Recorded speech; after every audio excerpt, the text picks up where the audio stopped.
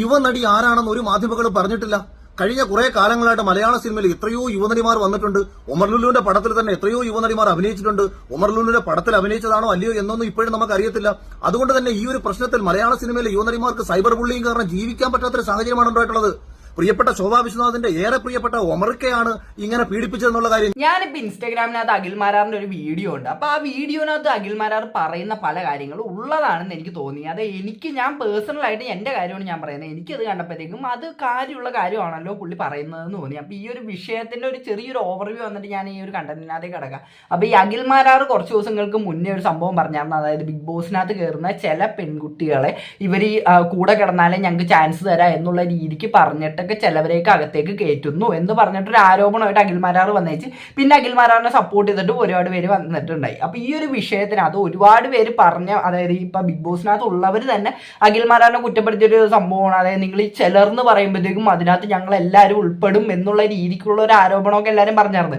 ആ ഒരു ആരോപണത്തിന് വലിയ അർത്ഥം ഉണ്ടെന്ന് എനിക്ക് തോന്നുന്നുള്ള കാര്യം. അങ്ങനെയാണെങ്കിൽ ഇപ്പൊ സിനിമയിനകത്ത് തന്നെ പല രീതിക്കുള്ള കാസ്റ്റിംഗ് കോച്ചുകൾ ഉണ്ടെന്ന് പറയുമ്പോഴത്തേക്കും എല്ലാ നടിമാരും അങ്ങനെയാണ് എന്ന് ആരും പറയില്ലല്ലോ. അതായത് പർട്ടിക്കുലർ ആയിട്ട് ചിലരെ മാത്രമാണ് പറയുന്നത്. അവരുടെ പേരെടുത്ത് പുള്ളിക്കാരൻ പറയാത്തത് കാര്യം അത് അവരുടെ ഇഷ്ടമാണ്. അവരത് പുറത്തു വന്ന് പറയണോ വേണ്ടയോ എന്നുള്ളത്. അപ്പൊ ഈ ഒരു വിഷയത്തിനകത്ത് അഖിൽമാരാർ വേറൊരു വിഷയമായിട്ട് കണക്ട് ചെയ്തിട്ട് ഇതിനൊന്ന് പറയുന്നുണ്ട്. അപ്പൊ നമുക്ക് അതൊന്ന് കേട്ടു.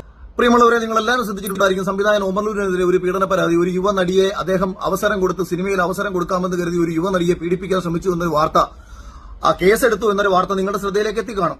പക്ഷെ എന്റെ ഒരു വലിയ വിഷമം എന്താണെന്ന് വെച്ചാൽ ഈ യുവനടി ആരാണെന്ന് ഒരു മാധ്യമങ്ങളും പറഞ്ഞിട്ടില്ല. കഴിഞ്ഞ കുറെ കാലങ്ങളായിട്ട് മലയാള സിനിമയിൽ എത്രയോ യുവനടിമാർ വന്നിട്ടുണ്ട്. ഉമർ ലുലുവിന്റെ പടത്തിൽ തന്നെ എത്രയോ യുവനടിമാർ അഭിനയിച്ചിട്ടുണ്ട്. ഉമർ ലുലുവിന്റെ പടത്തിൽ അഭിനയിച്ചതാണോ അല്ലയോ എന്നൊന്നും ഇപ്പോഴും നമുക്ക് അറിയത്തില്ല.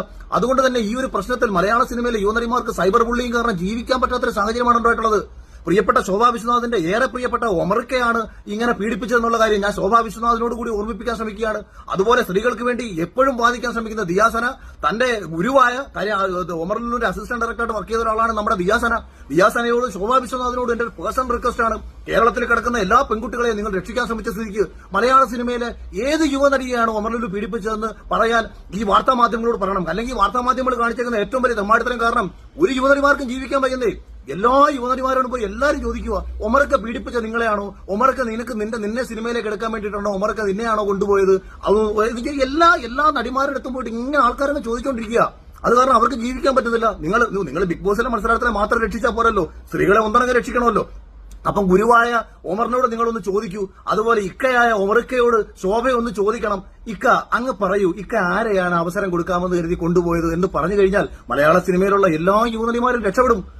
ഓക്കെ, അപ്പൊ ഇത് ആർക്കിട്ടാണെന്ന് മനസ്സിലായല്ല. കാര്യം അഖിൽമാരാറിനെ കുറെ പേര് പറഞ്ഞിട്ടുണ്ടായി. അതായത് നിങ്ങൾ ഒരാളുടെ പേര് പറയാണ്ട് ഇങ്ങനെ ചിലർന്ന് പറയുമ്പോഴത്തേക്കും ഞങ്ങൾ എല്ലാവർക്കുമാണ് അത് പ്രശ്നം എന്നൊക്കെ ഉള്ള രീതിക്ക് പലരും പറഞ്ഞിട്ടുണ്ടായി. അപ്പൊ ആ ഒരു വിഷയത്തിനാണ് അഖിൽമാരാർ ഇവിടെ അതായത് വേറൊരു രീതിക്ക് ടാക്കിൾ ചെയ്യാൻ ശ്രമിക്കുന്നത്. അപ്പൊ ഈ ഒരു വിഷയം, അതായത് ഇപ്പൊ ഉമർ ലുലു ഏതോ ഒരു യുവ നടീനെ പീഡിപ്പിച്ചു എന്നുള്ള രീതിക്ക് പരാതിയാണ്, അതായത് അങ്ങനെ ഒരു ആരോപണമാണ് പുള്ളിക്കാർ പറഞ്ഞേക്കുന്നത്. അപ്പൊ എനിക്ക് ഇതിനകത്ത് വേറൊരു വിഷയമായിട്ട് കണക്ട് ചെയ്യാൻ തോന്നിയതെന്ന് പറഞ്ഞ് ഇപ്പൊ നമ്മൾ ഈ ഒരു ജനറലായിട്ട് ഇപ്പൊ ഉമർ ലുലുവിന്റെ കേസ് വിടും. ഇപ്പൊ ഏതെങ്കിലും ഒരു ആണ് വേറൊരു പെൺകുട്ടീനെ പീഡിപ്പിച്ചു എന്നുള്ള രീതിക്ക് ഒരു ആരോപണമായിട്ട് വരുമ്പോൾ തന്നെ ആ ആണിന്റെ ഐഡന്റിറ്റി അങ്ങോട്ട് അപ്പം തന്നെ ഒരു പബ്ലിക് അങ്ങനെയാണ്. ഇപ്പൊ ഇവിടത്തെ കേസ് പറഞ്ഞാൽ ഉമർ ലുലു ഇങ്ങനെ ഒരു പെൺകുട്ടീനെ പീഡിപ്പിച്ചു എന്നുള്ള രീതിക്ക് ഒരു ആരോപണം വരുമ്പോൾ തന്നെ ഉമർ ലുലു പീഡിപ്പിച്ചു എന്ന് പറഞ്ഞിട്ട് അപ്പം തന്നെ ഈ ഒരു സംഭവം തന്നെയാണ്.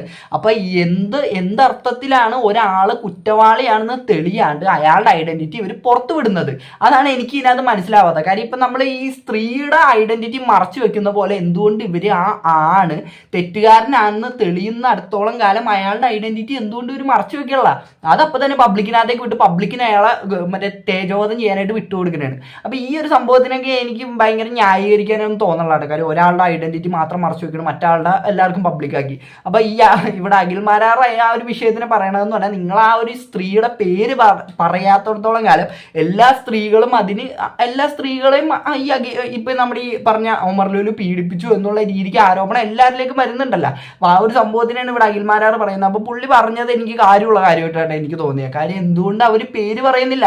ഇപ്പൊ ഈ അഖിൽമാരാർ പേര് പറഞ്ഞില്ല എന്ന് പറഞ്ഞ് ക്രൂശിച്ചവർ എന്തുകൊണ്ട് അതിനെ ക്രൂശിക്കുന്നില്ല എന്നുള്ളത് വലിയൊരു ചോദ്യം തന്നെയാണ്. കാര്യം അത് ഒരു തരത്തിൽ പറഞ്ഞാൽ അതൊരു ഇരട്ടത്താപ്പ് തന്നെയാണ്. കാര്യം ഒരാളുടെ അടുത്ത് അത് വിഷയമല്ല, മറ്റൊരാളുടെ അടുത്ത് അത് ഭയങ്കര വിഷയമാണ്. അപ്പൊ ആ ഒരു സംഭവമാണ് ഇവിടെ അഖിൽമാരാർ പറഞ്ഞത്. അപ്പൊ അത് കണ്ടപ്പോഴത്തേക്ക് എനിക്ക് അതിനെ പറ്റി ജസ്റ്റ് ഒന്ന് പറയണമെന്ന് തോന്നിയിട്ട് മാത്രമാണ് ഞാൻ ഈ വീഡിയോ എടുത്തത്. അപ്പോൾ വീഡിയോ ഇഷ്ടപ്പെട്ടാൽ മാത്രമല്ല സബ്സ്ക്രൈബ് ചെയ്യാം. എല്ലാവർക്കും അടുത്തൊരു വീഡിയോ കാണുന്നതായിരിക്കും.